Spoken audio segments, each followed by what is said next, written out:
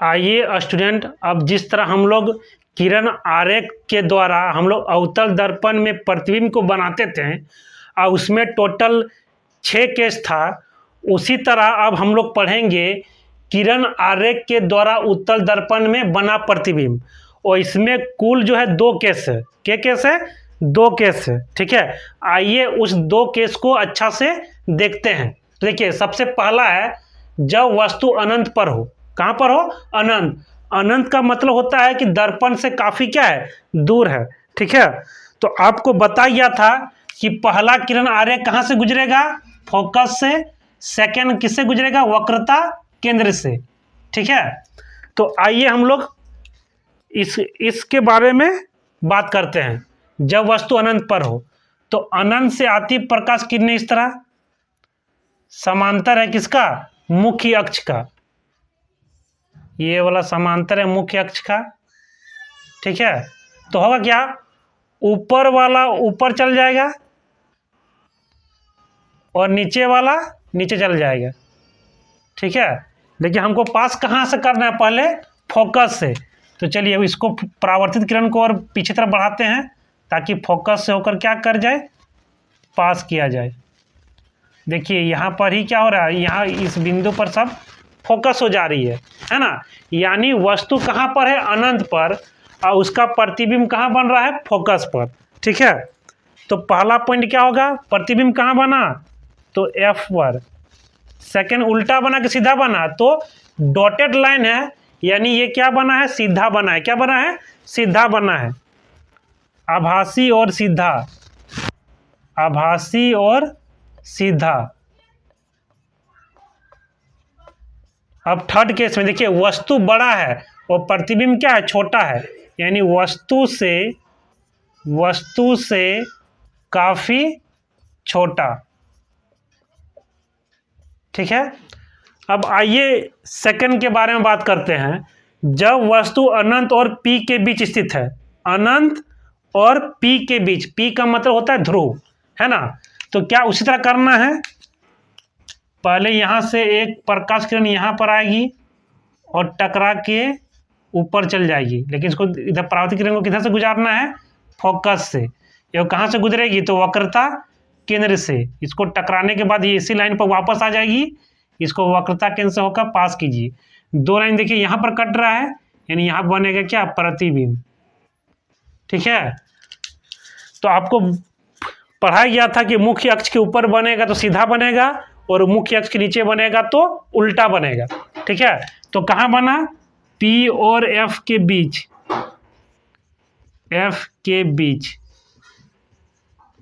Second क्या बना? आभासी और सीधा, आभासी और सीधा। और वस्तु से क्या बना? वस्तु से छोटा बना है, वस्तु से छोटा।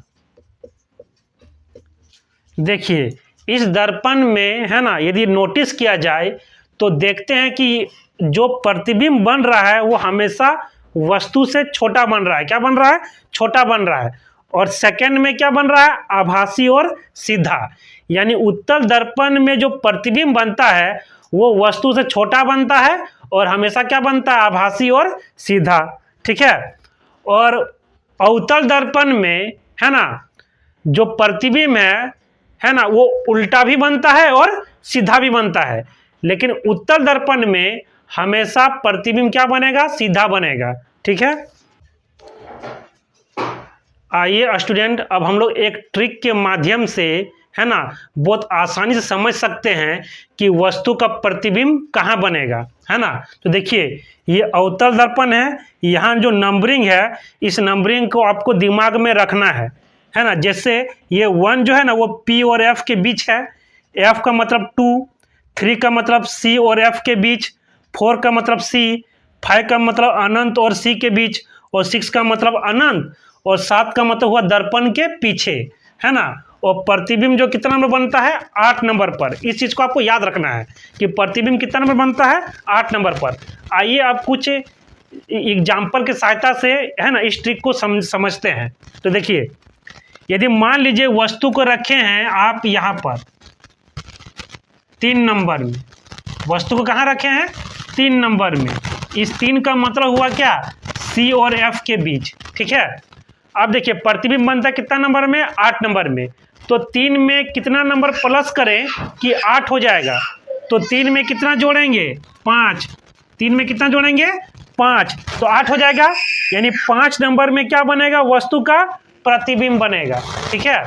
आइए और एक एग्जाम्पल लेके समझते हैं, है ना। मान लीजिए वस्तु को आप रखे हो यहाँ पर 6 नंबर में, ये यहाँ पर वस्तु है ना। 6 का मतलब हुआ अनंत, ठीक है। अब बताइए 6 में कितना जोड़ें कि 8 हो जाएगा, तो 2, कितना, 2। यानी प्रतिबिंब कहाँ बनेगा, 2 नंबर में। इस 2 का मतलब क्या होता है, फोकस, ठीक है। तो आपको आशा करते हैं कि आपको ये ट्रिक समझ में आ गया होगा। यदि आपको वीडियो पसंद है तो आप इसको सब्सक्राइब कर दीजिएगा। अब स्टूडेंट हम लोग पढ़ेंगे गोलीय दर्पण का उपयोग। तो गोलीय दर्पण में होता है एगो अवतल दर्पण, एगो उत्तल दर्पण। तो अवतल दर्पण का उपयोग और उत्तल दर्पण के उपयोग को हम लोग समझेंगे, ठीक है। तो आइए सबसे पहले देखते हैं अवतल दर्पण का क्या क्या उपयोग है ना। तो सबसे पहले कहाँ पर इसका उपयोग होता है, टॉर्च में। यानी टॉर्च में किस दर्पण का उपयोग होता है, अवतल दर्पण में, ठीक है। गाड़ी का हेडलाइट में, है ना, गाड़ी का जो हेडलाइट है उसमें भी कौन सा दर्पण इस्तेमाल होता है, अवतल दर्पण, ठीक है। सर्च लाइट में, सर्च लाइट का उपयोग दूर की वस्तुओं को, है ना, खोजने में इस्तेमाल किया जाता है, और उसमें भी कौन सा दर्पण होता है, अवतल दर्पण, ठीक है। दांत, कान और नाक के इलाज में भी हम लोग अवतल दर्पण का प्रयोग करते हैं, क्योंकि अवतल दर्पण का क्या एक खासियत ये है कि ये जितना भी प्रकाश की किरणें हैं, है ना, परावर्तित होने के बाद उसको एक जगह पर या एक बिंदु पर क्या करता है, फोकस कर देता है। क्या कर देता है, फोकस कर देता है, ठीक है। सेविंग में भी हम लोग किस दर्पण का उपयोग करते हैं, अवतल दर्पण का। क्योंकि हम लोग अवतल दर्पण में पढ़े थे कि यदि वस्तु को P और F के बीच रखा जाए तो उसका प्रतिबिंब जो बनेगा सीधा बनेगा, है ना, और वस्तु से काफी बड़ा बनेगा, ठीक है। यानी सेविंग में भी हम लोग किस दर्पण का उपयोग करेंगे, अवतल दर्पण का, ठीक है। सौर भट्ठी में, है ना, सौर भट्ठी में भी हम लोग किस दर्पण का उपयोग करेंगे, अवतल दर्पण का। इसमें भी क्या होता है ना, सूर्य से प्रकाश आता है और अवतल दर्पण क्या करेगा, उसको एक बिंदु पर फोकस कर देगा, ठीक है। अब आते हैं किसका, उत्तल दर्पण का उपयोग। तो उत्तल दर्पण जो है ना उसका एक एक उपयोग है साइड मिरर के रूप में। यानी गाड़ी के, है ना, चाहे वो 2 चक्का हो, 4 चक्का हो, है ना, या 8 चक्का हो, है ना, उसके साइड में जो आईना लगा होता है ना, जो दर्पण लगा होता है वो कौन सा दर्पण होता है, उत्तल दर्पण। इस उत्तल दर्पण का उपयोग क्या करते हैं, पीछे की वस्तुओं को देखने में इस्तेमाल करते हैं, ठीक है। तो आपको समझ में आ गया होगा अवतल दर्पण का उपयोग क्या होता है और उत्तल दर्पण का उपयोग क्या होता है।